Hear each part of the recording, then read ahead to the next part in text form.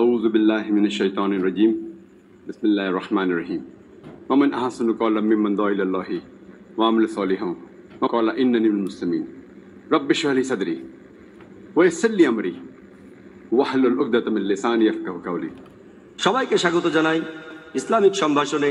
আসসালামু আলাইকুম ওয়া রাহমাতুল্লাহি ওয়া বারাকাতুহু।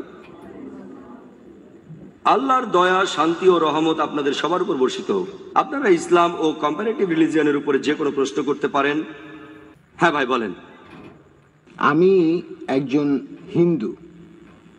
আমরা ভিন্ন ভিন্ন উপায়ে স্রষ্টার উপাসনা করি। আমরা তো হিন্দু, এখন আমাদের উপাসনা করার নিয়মটাও আলাদা। এটা নিয়ে আমরা কোনো চিন্তা করি না যে আপনারা কোন নিয়ম মেনে উপাসনা করেন। এটা নিয়ে আমাদের মধ্যে কোনো বিরোধ নেই। যদি কেউ মন থেকে করে তাহলে তাতে কোনো সমস্যা নেই। এখন আমাদের হিন্দু ধর্মের দর্শনটা এরকমই বলছে, যে কোনো মানুষই এটা পারবে। আর আপনি বললেন যে মোহাম্মদ নবী, তার উপরে কেউ যেতে পারবে না আপনার হিসাবে। কিন্তু আমাদের দর্শন বলছে যে কোনো মানুষই সেই ধরনের স্তরে পৌঁছাতে পারে। আপনার কি মনে হয়, আপনি ওই স্তরে যেতে পারবেন? ভাই প্রশ্ন করলেন আর বললেন যে আপনি হিন্দু, আপনাদের উপাসনা ধারণাটা আলাদা, আর বললেন কোনো পদ্ধতিতে আপনার আপত্তি নেই যদি মন থেকে করা হয়। মন থেকে করলে কোনো সমস্যা নেই। মন থেকে করলেও ঠিক করতে হবে। মন থেকে যদি চুরি করি আপনার কি তাতে কোনো সমস্যা নেই? মন থেকে করেন তবে ঠিক কাজটা করেন। হ্যাঁ, কি করছেন সেটাই আগে ভাবেন। কি করছেন আপনি? পূজা করছেন, কার পূজা সেটাই গুরুত্বপূর্ণ। কেন করছেন, কাকে করছেন, কিভাবে করছেন, বুঝতে পারছেন আমার কথা? মন দিয়ে করেন তবে ঠিক কাজটা করেন। মন থেকে করাটা গুরুত্বপূর্ণ, অবশ্যই গুরুত্বপূর্ণ, তবে তার সাথে কাকে পূজা করছি, কেন করছি সেটাও গুরুত্বপূর্ণ। যদি বলি মন দিয়ে চোরের পূজা করব, আপনি মানবেন? মন দিয়ে পূজা করব রাবণের বা চোরের, মানবেন সেটা? বলবেন আমি রাক্ষসের পূজা করি। হ্যাঁ, এটা তো ঠিক না। আপনি কি এটা মানবেন? মানবেন তবে তাদের নিচে রাখবেন, বলবেন তারা নিচে, উপরে না। আমি চাই সবাই যেন উপরে থাকে। আপনি কি উপরে রাখতে চান না নিচে? উপরে, মাশাআল্লাহ। আমিও চাই সবাই উপরে থাকুক। হ্যাঁ, সেজন্য বলি মন দিয়ে করেন কিন্তু ঠিক কাজটা করেন। একটা ভালো কাজ দুটো তরিকায় হতে পারে, দুটো আলাদা পদ্ধতিতে করা যায়। যদি দুটোই ঠিক হয় আমরাও মেনে নেব। এবার আপনার প্রশ্নে আসি যে আমি এই কথাটা আগেও বলেছি, নবীজি মোহাম্মদ সবার উপরে। উপরে মানে আল্লাহ তাআলার পরে। এটাই বলেছি যে আল্লাহ তাআলার পরে তিনি এক নম্বর। এটা হলো নির্দেশ মানার ক্ষেত্রে। তারপর সাহাবীগণ, নবীজির সহচরেরা। আপনি প্রশ্ন করলেন যে আপনাদের দর্শন অনুযায়ী একটা মানুষ যে কোনো স্তরে পৌঁছতে পারে। বললেন আমি কি নবী মোহাম্মদের স্তরে পৌঁছতে পারবো? কখনো না। সেই স্তরে পৌঁছানোর চেষ্টা করতে পারি, আমি চেষ্টা করব, কখনোই পৌঁছতে পারবো না। কেন পৌঁছতে পারবো না? কারণ জানি তিনি ছিলেন আল্লাহ তাআলার রাসূল। কেন পৌঁছতে পারবো না? এটা হাদিসে বলা হয়েছে যে নবী রাসূলগণ সবার উপরে। যদি আমি আল্লাহকে বিশ্বাস করি, যদি কোরআনে বিশ্বাস করি, যদি বিশ্বাস করি যে নবীজির নির্দেশগুলো মানতে হবে, হাদিস আর কোরআন থেকে আমরা জানতে পারি যে মানুষের মধ্যে সবচেয়ে উপরের স্তরে হলেন নবী রাসূলগণ। আমি নবী রাসূল নই। কেন? আল্লাহ পরিষ্কারভাবে বলেছেন, সূরা আহজাবের 40 নম্বর আয়াতে উল্লেখ করা হয়েছে, মা কানা মুহাম্মাদুন আবা আহাদিম মিন রিজালিকুম ওয়ালাকিন রাসূলুল্লাহ ওয়া খাতামুন নবিয়্যিন ওয়া কানা আল্লাহু বিকুল্লি শাইইন আলিম। নবী মুহাম্মদ সাল্লাল্লাহু আলাইহি সাল্লাম তোমাদের মধ্যে কোনো পুরুষের পিতা নন, বরং তিনি আল্লাহ তাআলার রাসূল এবং নবুয়তের সিলমোহর। নিশ্চয়ই আল্লাহ সব বিষয়ে জানেন। নবী মুহাম্মদের পরে কেউ নিজেকে নবী দাবি করলে তাকে পাগলের ডাক্তার দেখাতে হবে। কেন? এই বইটাই প্রমাণ দিচ্ছে। যখন আপনি জানতে পারবেন এই বইটার কথাগুলো সব ঠিক, আপনিও পরীক্ষা করেছেন, তাহলে বইটার কথা আপনাকে মানতে হবে। যদি না বইটা ভুল হয়, তাহলে এই পবিত্র কোরআন আর এই সহিহ হাদিস আমাকে বলছে কোনো মানুষই নবীদের স্তরে পৌঁছতে পারবে না। যদি এখন আমি বলি আমি পৌঁছতে পারবো, হ্যাঁ, আমি সেজন্য চেষ্টা করতে পারি। কেন করব? হয়তো আমি এসেছি নিচু স্তর থেকে, হয়তো 20% উঠেছি, 30%, 40% কাছাকাছি। অনুকরণের চেষ্টা করছি, 100% মানার চেষ্টা করছি। যেমন ধরেন ক্লাসের টিচার যদি বলেন যে ইংরেজি পরীক্ষায় কেউ 100তে 100 পাবে না, এটা হতে পারে, তবে অঙ্কে আপনি পেতে পারেন। ঠিক তাহলে দেখতে পাচ্ছেন কোরআন আর হাদিসে এই কথা বলা হয়েছে যে কোনো মানুষ নবী রাসূলদের স্তরে পৌঁছতে পারবে না। আল্লাহ তাআলা তাদেরকে মনোনীত করেছেন। আমি কাছাকাছি যাওয়ার চেষ্টা করতে পারি, কাছাকাছি পৌঁছতেও পারি, তবে এক স্তরে যেতে পারবো না। আর আপনাদের হিন্দু ধর্মের দর্শন অনুযায়ী শুধু অবতারদের স্তরেই নয়, ঈশ্বরের স্তরেও আপনি পৌঁছতে পারবেন। তারপর আপনি যদি ঈশ্বর হয়ে যান, লোকজন আপনাকে পূজা করবে। ঠিক ঠিক না ভুল? সীমা বেঁধে দিচ্ছেন কেন? তার মানে আপনিও ঈশ্বর হতে পারেন। ঠিক না ভুল? ঈশ্বর হতে পারবেন? আপনি কি ঈশ্বর হতে পারবেন? না, পারবো না। কেন হতে পারবেন না? সীমাটা কি জন্য? এর একটা সীমা আছে। আমরা ঈশ্বর হতে পারবো না। আপনি ঈশ্বর হতে পারবেন না কেন? কেন হতে পারবেন না? নবী রাসূলরা তো আরো নিচে, কিন্তু ঈশ্বর হতে পারবেন না কেন? কেন? ঈশ্বরকে শাদী করতে হবে।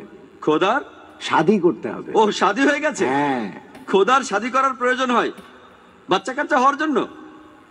না না, শাদী শাদী বলতে আমি শাদী কথাটা আসলে আমি এখানে আসলে- বলছেন ভক্তি করার জন্য। হ্যাঁ, ভক্তি। হ্যাঁ, তবে শাদী কথাটা এখানে খাটে না। ওইভাবে আমি বলিনি। আচ্ছা আসলে আচ্ছা, আমি বুঝিয়েছি- মনের দিক থেকে আপনি ঠিক আছেন, আপনি ভক্ত হতে পারবেন। তবে তবে ইসলাম আর হিন্দুইজমের মধ্যে পার্থক্য আছে। আপনাদের ধর্ম অনুযায়ী আপনারা সবকিছু ত্যাগ করে দেন, আপনারা দুনিয়াদারি বাদ দিয়ে দেন।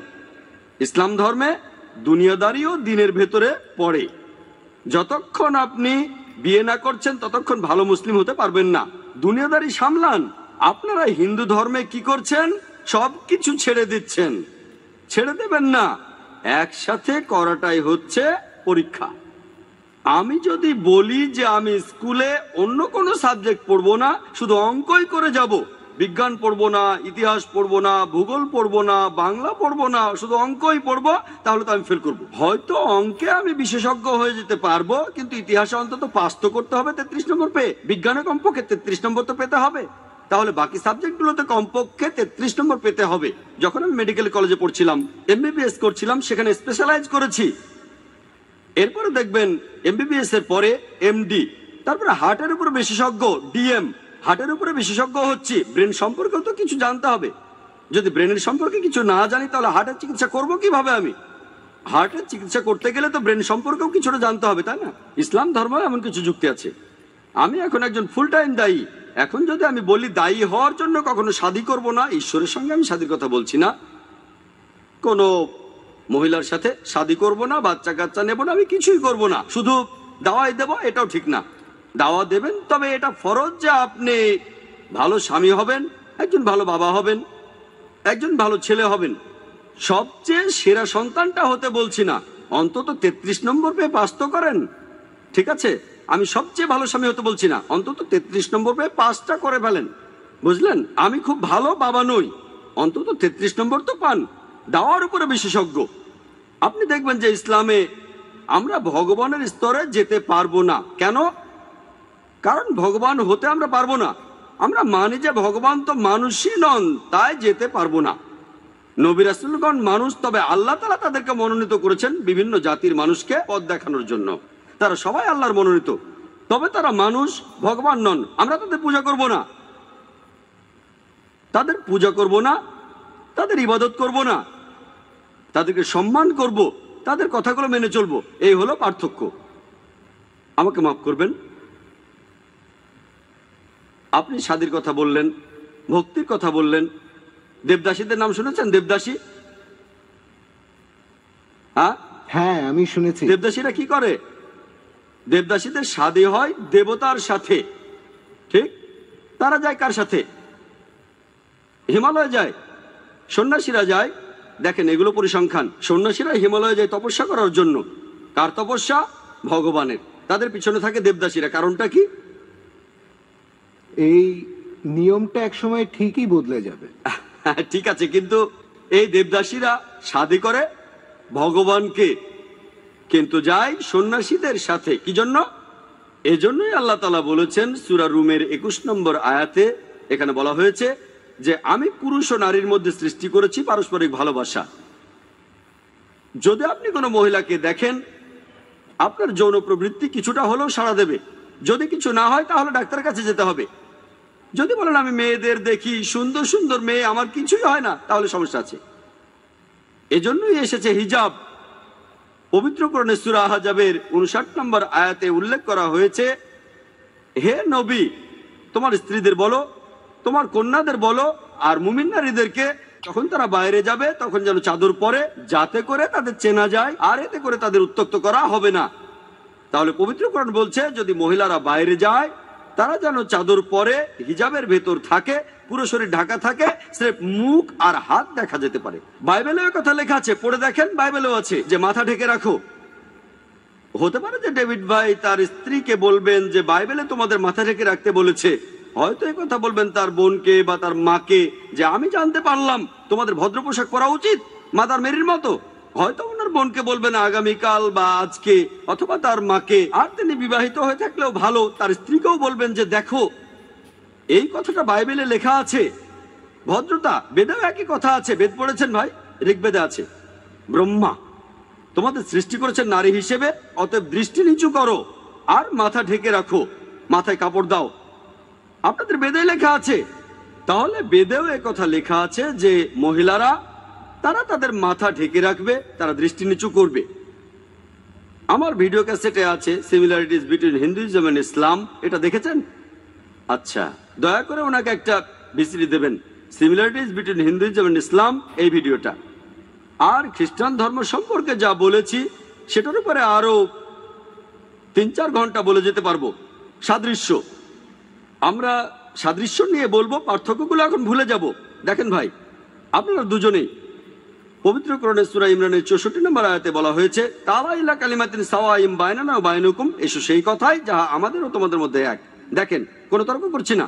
বাইবেল আল্লাহর বাণী, কোরআন আল্লাহর বাণী। আপাতত এই প্রসঙ্গটা বাদ দেই, বেদ আল্লাহর বাণী কিনা সেটা পরে হবে। আপনি মানেন সেটাই আল্লাহর বাণী, ভালো। আপনি মানেন বাইবেল আল্লাহর বাণী, ভালো। আমি মানি কোরআন আল্লাহর বাণী। যেগুলো কমন আসেন সেগুলো আমরা মেনে চলি, সহজ।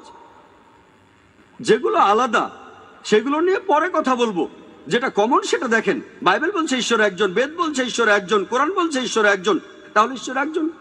বাইবেল বলছে মূর্তি পূজা করো না, বেদ বলছে মূর্তি পূজা করো না, কোরআন বলছে মূর্তি পূজা করো না, সেজন্য আমরা মূর্তি পূজা করি না। বাইবেল বলছে নবী মুহাম্মদ সাল্লাল্লাহু আলাইহি ওয়াসাল্লাম আসবেন, বেদ বলছে মুহাম্মদ সাল্লাল্লাহু আলাইহি ওয়াসাল্লাম আসবেন, কোরআন বলছে মুহাম্মদ সাল্লাল্লাহু আলাইহি ওয়াসাল্লাম হলেন শেষ নবী, আমরা শেষ নবীকে মানি।